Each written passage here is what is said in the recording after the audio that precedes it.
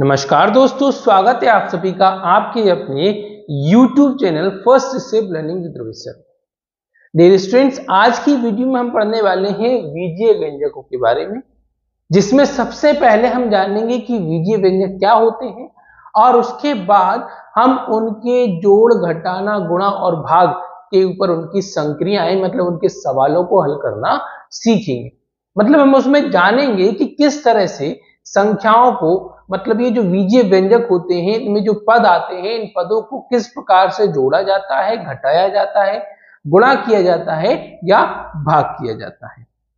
So dear students, video को पूरा जरूर देखिए, वीडियो को बीच में स्किप नहीं कीजिएगा, क्योंकि पूरे कॉन्सेप्ट को समझना आपके लिए बहुत जरूरी है। क्योंकि चर संख्याओं के जोड़, घटाने, गुणा या भाग में हमारे स्टूडेंट्स को काफी परेशानी का सामना करना पड़ता है। सो डियर स्टूडेंट्स, आज इस परेशानी का हल लेकर आज हम इस वीडियो को लेकर आए हैं। सो प्लीज इस वीडियो को पूरा जरूर देखें, और यदि अभी तक आपने हमारे चैनल को सब्सक्राइब नहीं किया है, आप हमारे चैनल पर नए हैं, तो प्लीज चैनल को सब्सक्राइब जरूर करें और वीडियो के अंत तक जरूर बने रहें। सो डियर स्टूडेंट्स, आइए करते हैं शुरू एकदम शुरुआत से और जानते हैं बीजीय व्यंजकों को एकदम जीरो लेवल से, एकदम बेसिक लेवल से, जिसमें हम सबसे पहले जानेंगे कि बीजीय व्यंजक क्या होता है। तो जैसा कि आप यहां परिभाषा दिख रहे हैं, गणित में बीजीय व्यंजक एक व्यंजक है जो चर, क्या बच्चों, चर और स्थिरांक, स्थिरांक मतलब बच्चों स्थिर अंक मतलब संख्या के साथ साथ बीजीय संक्रियाओं प्लस माइनस आदि से बना होता है। मतलब जहां पर या जिन पदों में क्या होता है, चर और संख्या साथ में लिखे होते हैं बच्चों, जहां पर स्थिरांक के साथ साथ मतलब संख्या स्थिर अंकों के साथ जब चर लिखे होते हैं, जैसे कि ये हो गया स्थिर अंक और ये हो गया इसका चर, है ना। जब हम गणित में, मैथ में ए से लेकर जेड के बीच का कोई भी अल्फाबेट, कोई भी अक्षर जो है हम गणित में यूज करते हैं, मैथ में यूज करते हैं, तो उसे हम क्या नाम दे देते हैं बच्चों, चर का नाम दे देते हैं। और संख्या अंक आप जानते हैं 1 2 3 4 और अनलिमिटेड ऐसी जो संख्याएं हैं, जब हम इन दोनों को, चरों को और संख्याओं को साथ में लिखते हैं तो वो क्या बनते हैं, व्यंजक बनते हैं। अब बात हो रही है चर और स्थिरांक के साथ साथ बीजीय संक्रियाओं को। तो जैसे कि मान लीजिए कि यहाँ पर ये जो संख्या है 2x ये पद है, जब हम इसमें और भी चीजों का प्रयोग कर दें कि जैसे मान लीजिए 2x + 4, ये हमारा एक बीजीय व्यंजक बन गया है। ठीक है दोस्तों, जैसे कि 4x² + 5x + 9 ये एक आपका बीजीय व्यंजक है, जिसमें आप देख रहे हैं कि क्या है, स्थिरांक है। ठीक है, क्या है, स्थिरांक है और चरों का प्रयोग किया जा रहा है। अब आप इसमें क्या देखेंगे, यहां पर आपके ये क्या क्या है, एक स्थिरांक है, क्या बच्चों, स्थिरांक है, मतलब क्या है, संख्या है। स्थिरांक से मतलब बच्चों आपको क्या लेना है, संख्या लेना है। चर जो कि हमने आपको बता दिया है, चर ए से लेकर जेड के बीच के कोई भी अक्षर जो मैथ में यूज किए जाने लगे उन्हें हम चर कहते हैं। और एक बात और जो कि आप इसमें सीखेंगे, गुणांक, क्या बच्चों, गुणांक। गुणांक का मतलब होता है गुणा होने वाला अंक। तो गुणांक बना है गुणा प्लस अंक से, जैसे कि इस चर से गुणा होने वाला अंक क्या है, 4 है। इस x से गुणा होने वाला अंक क्या है, 5 है।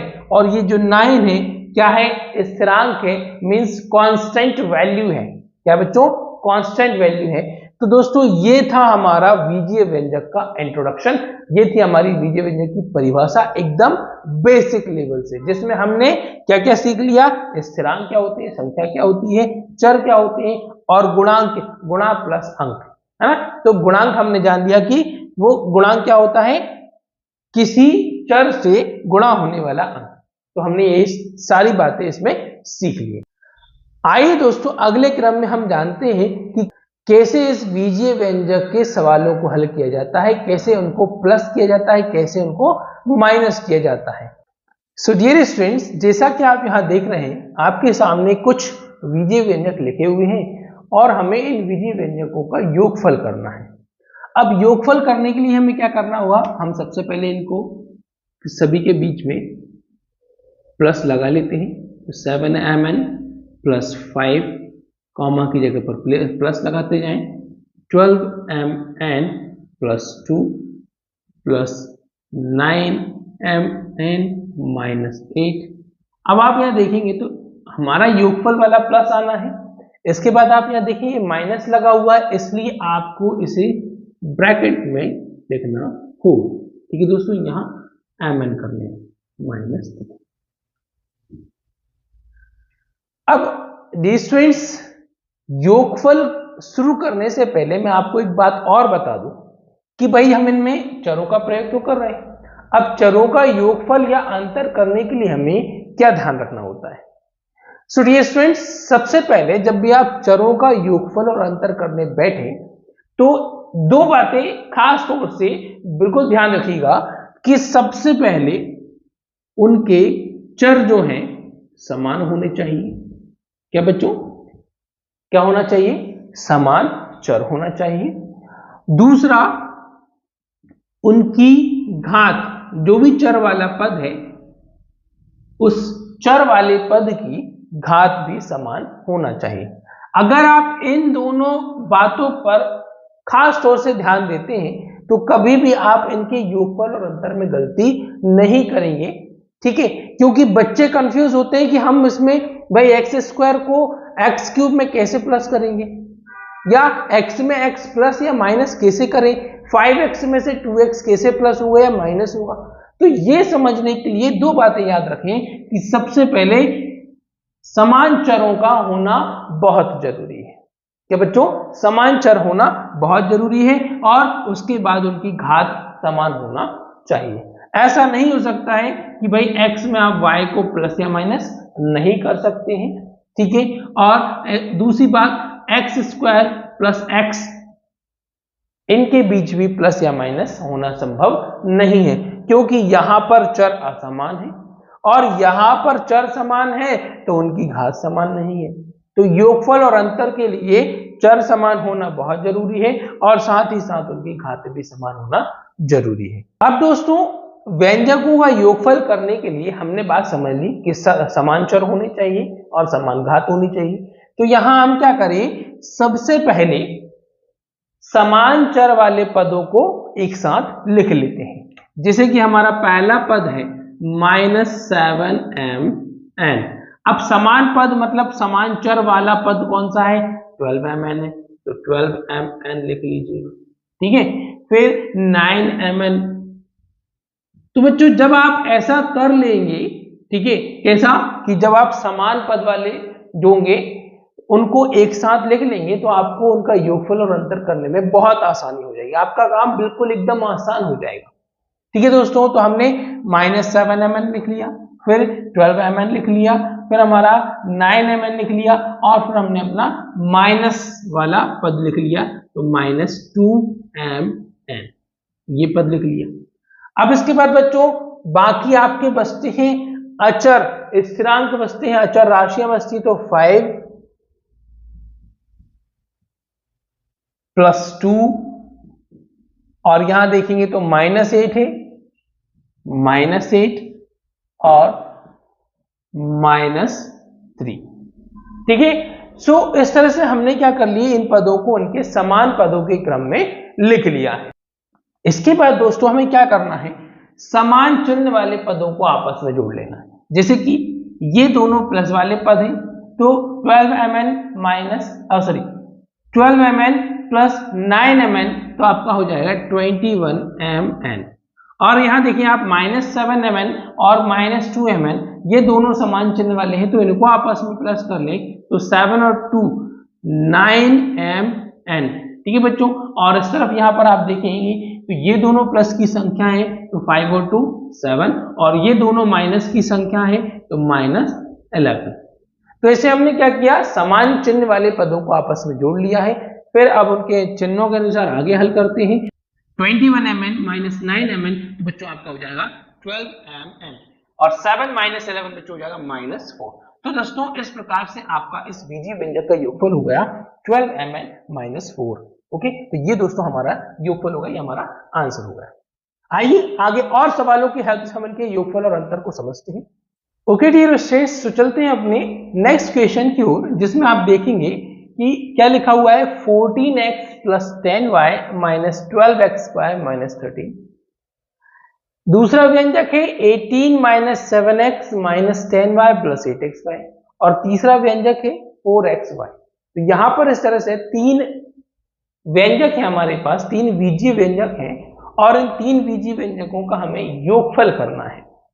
सो हम उनके बीच प्लस लगा लेते हैं। 14x + 10y - 12xy - 13, कॉमा की प्लेस पर प्लस आ जाएगा। 18 - 7x - 10y + 8xy, और उसके बाद फिर एक नया व्यंजक शुरू हो रहा है, तो प्लस 4xy। अब बच्चों बात वही आती है कि सबसे पहले आपको क्या करना है, समान प्रकार के चरों के पदों को एक साथ लिख लेना है। जैसे कि हम यहां देखें, हमारे पास सबसे पहला है 14x, तो सिर्फ x वाले पद आप यहां पर साथ में लिख लें। तो सिर्फ x वाले आप यहां देखेंगे तो और कौन है, -7x है, तो आप यहां पर -7x लिख लेंगे। इसके अलावा बच्चों और कोई है क्या, तो आप यहां देखेंगे तो अब इसके अलावा और कोई भी नहीं है, तो पहला आ गया। फिर दूसरा व्यंजक में देखें, दूसरे पद में देखें तो 10y है, मींस यहां पर चर के रूप में सिर्फ y है, तो आपको किसी और जगह पर सिर्फ y जिसकी घात कितनी हो, 1 होनी चाहिए। तो यहां पर आप देखिए तो -10y आपको यहां पर दिखाई देता है। ठीक है बच्चों, तो y वाला हो गया। फिर बच्चों तीसरा व्यंजक आता है 12xy, मतलब यहां पर तीसरा प्रकार का जो है xy के साथ है, तो हम इसके जैसा ढूंढते हैं, तो -12xy ये हो गया। दूसरा फिर यहां चलते हैं तो यहां पर आप देखेंगे तो +8xy और 4xy। इस प्रकार से बच्चों हमने क्या कर लिया है, सभी समान पदों को, ठीक है, समान चर वाले पदों को हमने लिख लिया है। बस अब उनको उनके चिन्हों के अनुसार हल कर दीजिए, तो 4x - 7x, तो बच्चों हो जाएगा 7x। 10y - 10y, ये प्लस का है, ये माइनस का है, और जो कि समान राशियां हैं, ठीक है, तो इसलिए क्या हो जाएंगे, दोनों कैंसिल हो जाएंगे, तो मतलब कुछ भी नहीं बचेगा। अब इसके बाद बच्चों आता है आपके ये तीनों, तो ये जो है आपका माइनस में है और ये दोनों प्लस में है, तो हम समान राशि वालों को पहले प्लस कर देते हैं। तो यहां पर हमारा -12xy, तो हम ऐसा कैसे ही लिख देंगे क्योंकि माइनस वाला और कोई नहीं है। अब बचता बच्चों 8x + 4y, तो आपका प्लस होकर ये भी हो जाता है 12xy। ठीक है ना बच्चों, बिल्कुल एकदम क्लियर है। अब आप यहां देखेंगे ये जो दोनों हैं समान चर वाले पद हैं, -12xy + 12xy दोनों ही समान राशि हैं और विपरीत चिन्हों के हैं, अपोजिट साइन के, इसलिए ये भी कैंसिल हो जाएंगे। तो सिंपली वे में आपका ये आंसर यहां पर आपके सामने आ जाता है। तो प्यारे बच्चों है ना, बिल्कुल बहुत ही आसान, बहुत ही सिंपल सा तरीका, कितने आसान तरीके से हम उनके समान चरों को पहचाने, ठीक है, समान चर समान घातों के अनुसार उनको साथ साथ में हम उनके क्रम में लिख लें और चिन्हों के अनुसार उनको हल कर दें। और अगर आपको साइन को लेकर, प्लस या माइनस को लेकर अगर कोई परेशानी है, तो हमने अपने एक वीडियो में आपके लिए स्पेशली साइन ही एक्सप्लेन किए हैं कि कैसे प्लस या माइनस के साइन सॉल्व किए जाते हैं, कब प्लस लगाया जाता है, कब माइनस लगाया जाता है। अगर आपको इस बात को लेकर कोई कंफ्यूजन है तो प्लीज आप उस वीडियो को जरूर देखें, उसमें आप जानेंगे कि कैसे प्लस माइनस आप सॉल्व करने हैं। सो प्यारे बच्चों अभी हमने क्या सीखा पिछले दो सवालों में कि कैसे बीजीय व्यंजकों को जोड़ा जाता है, कैसे उनका योगफल किया जाता है। अब इस सवाल में हम सीखते हैं कैसे बीजीय व्यंजकों का अंतर हमें ज्ञात करना है। तो जैसा आप यहां देख रहे हैं, आपके सामने लिखा हुआ है 5p² + 3q² - pq में से, इसमें से इस 4pq minus 5q square minus 3p square को घटाना है। सो डियर स्टूडेंट्स, आपके लिए सबसे पहले क्या करना होगा, आप इनको लिखें। पहले वाले पद को आप ऐसा ही लिख दिए जैसा वो लिखा हुआ है, ठीक है, आपने लिख दिया। अब माइनस करना है तो माइनस लगाएंगे। अब अगला बीजीय व्यंजक लिखने से पहले हमें क्या करना है, कोष्टक की शुरुआत करना है, ठीक है। 4pq minus 5q square minus 3p square और कोष्टक बंद, ब्रैकेट क्लोज। अब अगर बच्चों आप ये कोष्टक नहीं लगाते हैं तो इसका मतलब आप बहुत बड़ी गलती कर बैठे हैं, क्योंकि आपका आंसर तो सही किसी भी कंडीशन में आना ही नहीं है। तो आपको क्या करना होगा, साइन माइनस करना है, इसलिए माइनस का साइन लगाएंगे और उसके बाद ब्रैकेट में जो दूसरा बीजीय व्यंजक है उसे ब्रैकेट में लिखेंगे। अब उसके पीछे लिखने का लॉजिक हमारा ये है, अभी आप समझ जाएंगे।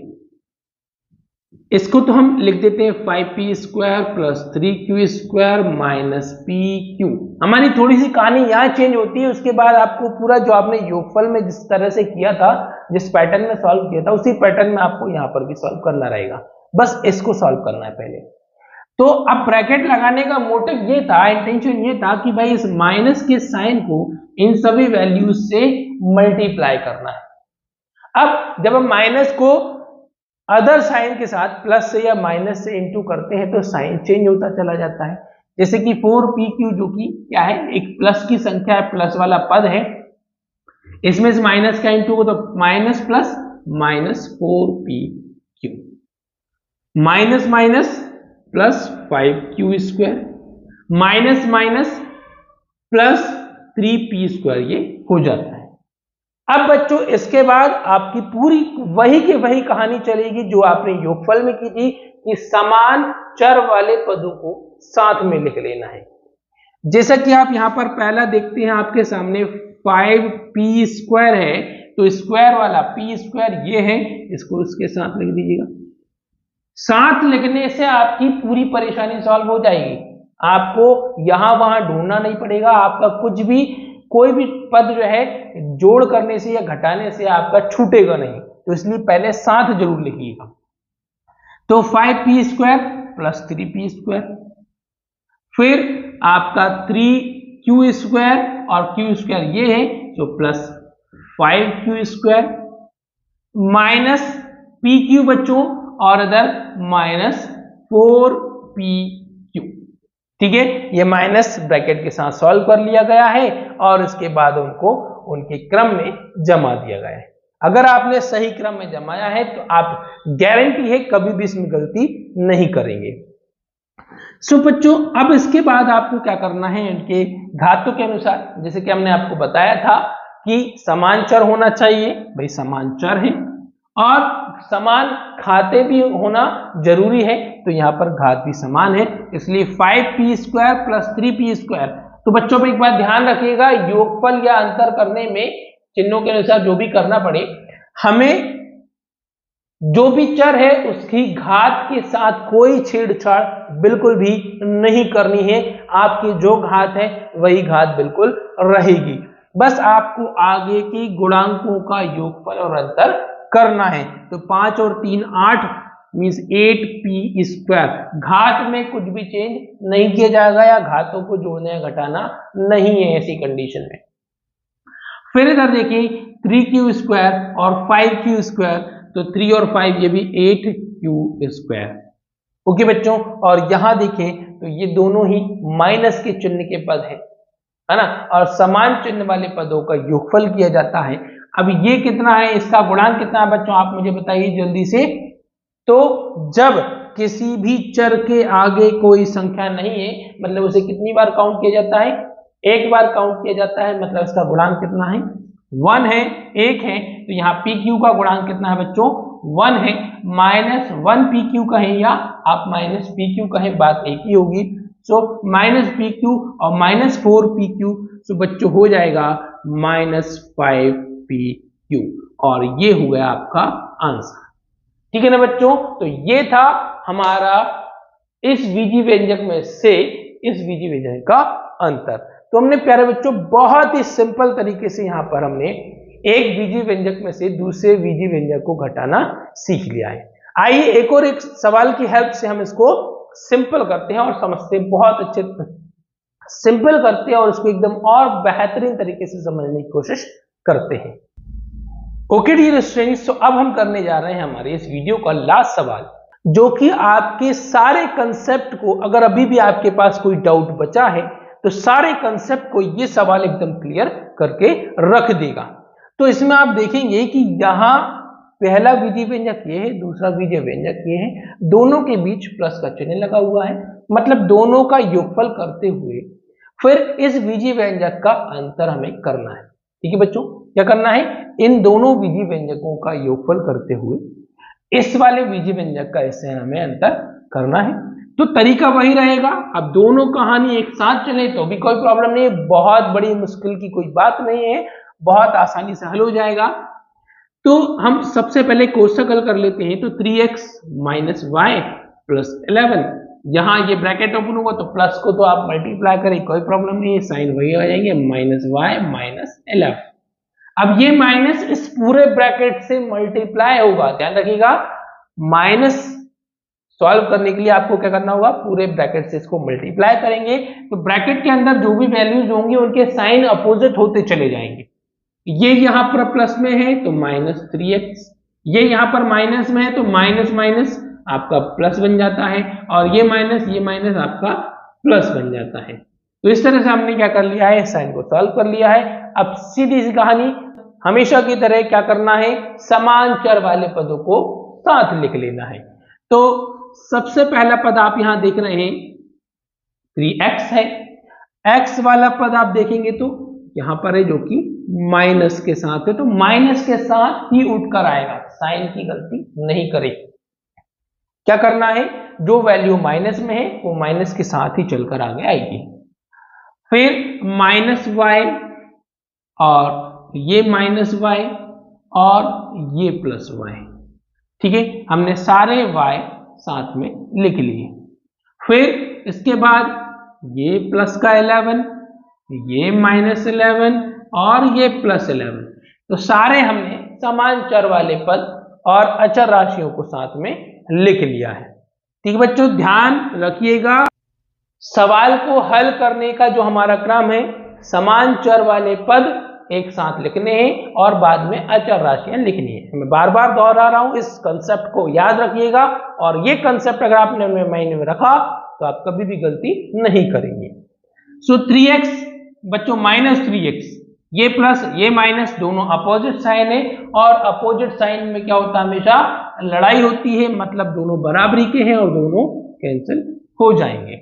यहां पर आप देखिए ये माइनस वाई, ये माइनस वाई और ये प्लस वाई, आप चाहे तो minus Y plus Y cancel कर देंगे तो आपका यहाँ बचा माइनस वाई, और ठीक उसी तरीके से प्लस 11 माइनस 11 कैंसिल कर देंगे तो आपका सिर्फ a1 जो है यहाँ पर 11 जो है वो यहाँ पर बच जाएगा, और ये हमारा सवाल का यहाँ पर आंसर आ गया है। तो प्यारे बच्चों, आज की वीडियो में हमने बीजीय व्यंजकों का योगफल और अंतर करना एकदम सिंपल वे में आसानी से हमने बिल्कुल सीख लिया है।